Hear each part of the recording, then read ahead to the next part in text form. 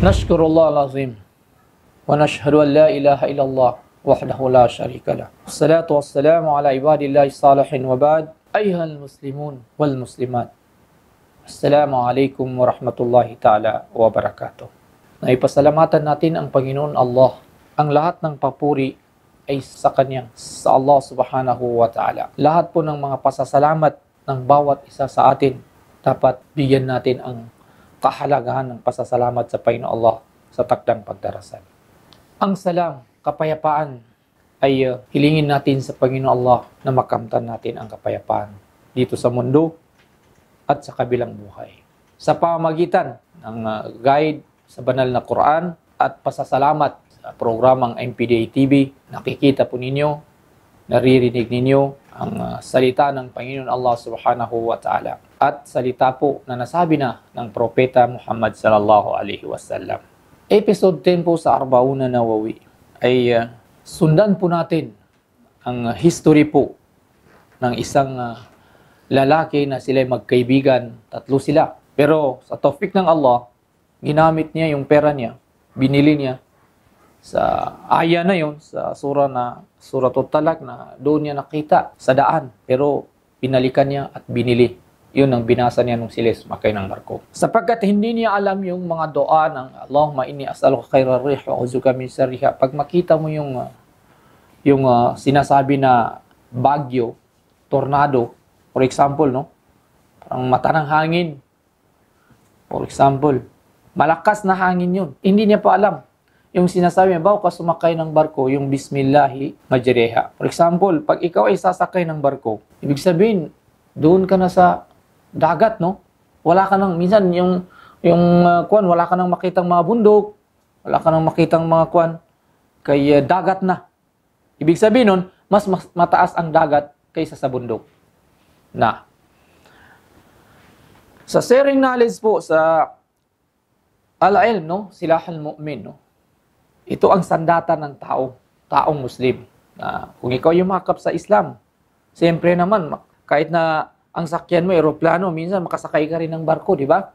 Huwag natin kalimutan ang history na ito, na itong aya na ito na bago ka umalis ng bahay, magagamit mo ito. Kasi panglima tayo, tawakkal ala Allah, pagkatapos alhamdulillah, pagkasunod, sabi nung isang lalaki na binilihan niya ng aya na yun, Jazakallahu khair. Jazakallahu khair.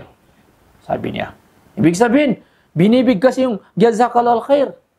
Bawat isa sa atin, kung may ibibigay sa iyo, bigyan ka ng kaibigan mo, Jazakallahu khair. Jazakallahu khair. Ibig sabihin, ang Jazakallahu khair, sa Maguindanon, balasan ka ng Allah subhanahu wa ta'ala. Balasan ka ng Allah subhanahu wa ta'ala. Bibiyayaan ka ng Panginoon Allah subhanahu wa ta'ala ng mga kabutihan. Tingnan mo. Yun ang ibig sabihin ng ihsan, no?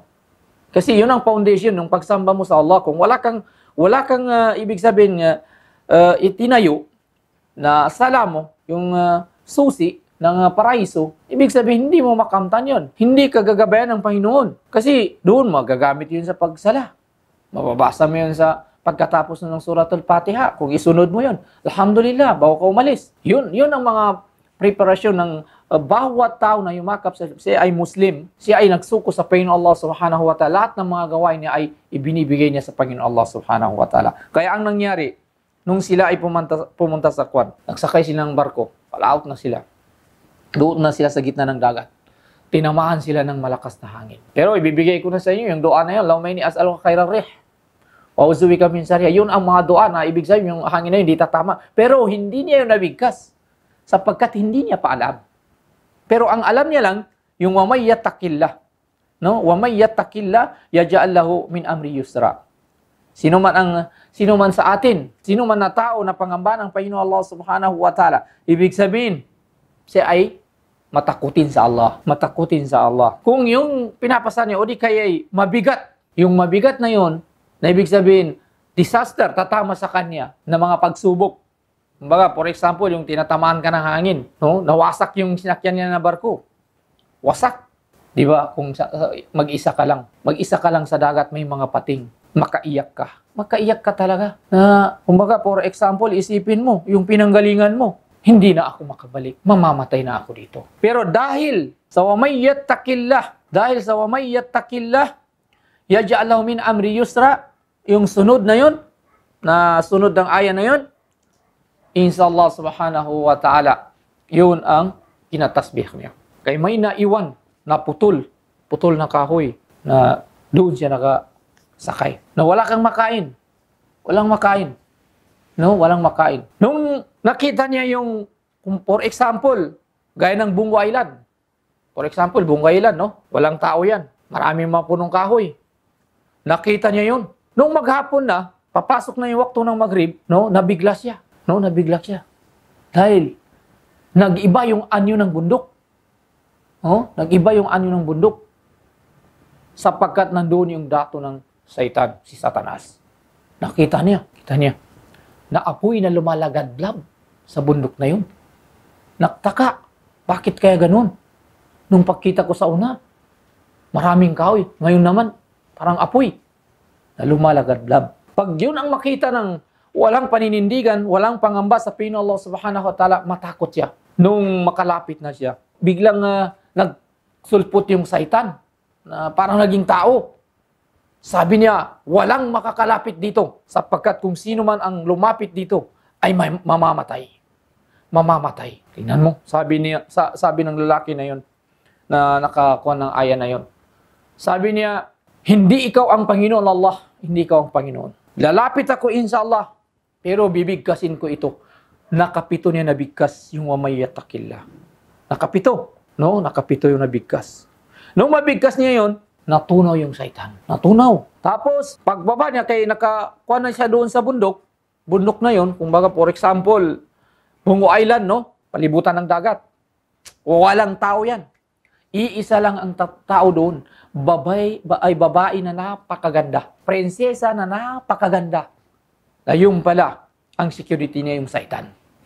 Ayaw niya na may makaangkin doon sa babae na yun. Dan dahil sa sura na ito, Surah At-Talaq, ay nakamtan niya yung ibig sabihin magandang asawa. At binigay ng Panginoon Allah subhanahu wa ta'ala yung bundok na yun ang naging gold, yung mga kahoy, mga bato. Biro mo, sa miracle ng Panginoon Allah subhanahu wa ta'ala ay naging gold yung mga kahoy sa bundok na yon. Lahat, yun ang ibinigay ng Panginoon Allah subhanahu wa ta'ala sa kanya. Dahil lang sa ikhlas na siya ay binili niya yon, dahil yun ang kanyang sandata papuntang ibang bansa. Pero tinamaan sila ng hangin sa gitna ng karagatan.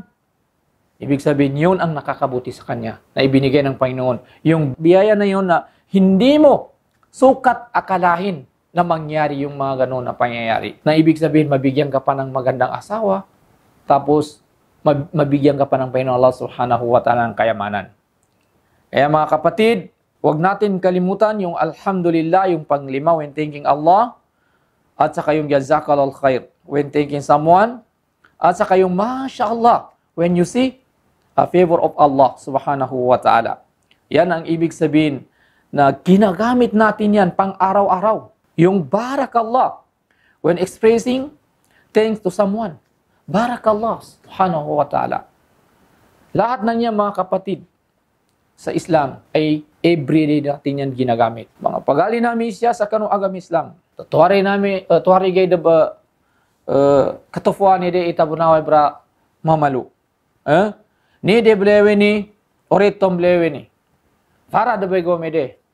Para gatuagom tiba gamit mo amok madago de barko ede.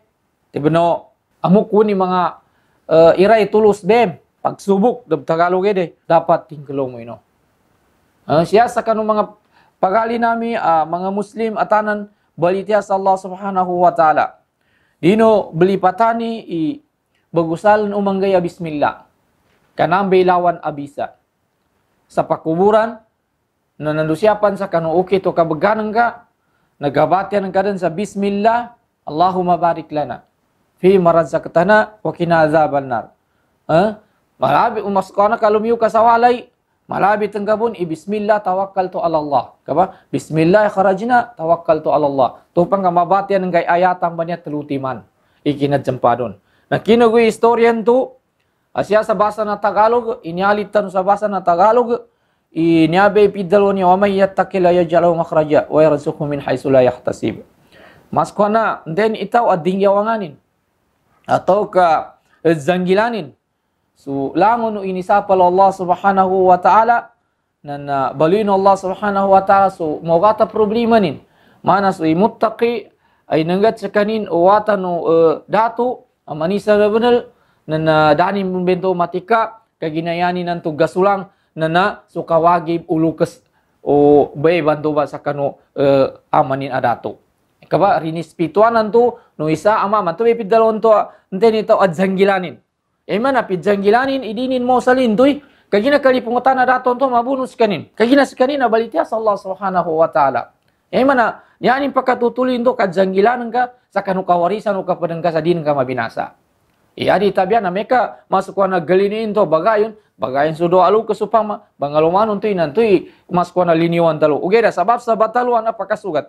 Nanto binatianin sabab sa dinin kagina adanin to masuk wana tega basannya gagaganin bangini kanu amanin indai galinianin. Ugeda sabab sa nana katonte simut takinan yanin temu itinamipu kanu building malam bagawnal. Aka gelenin siya sa kanu baba na mana pila manota unal sutau nabinatian imbenya wa may yattaqilla banya ba teluti mambanya abamatian. Naka lecture ta sa saguna banya ba na bala alaga bala pantag sa kanonten ipakakinag sa kanu mga pagali nami.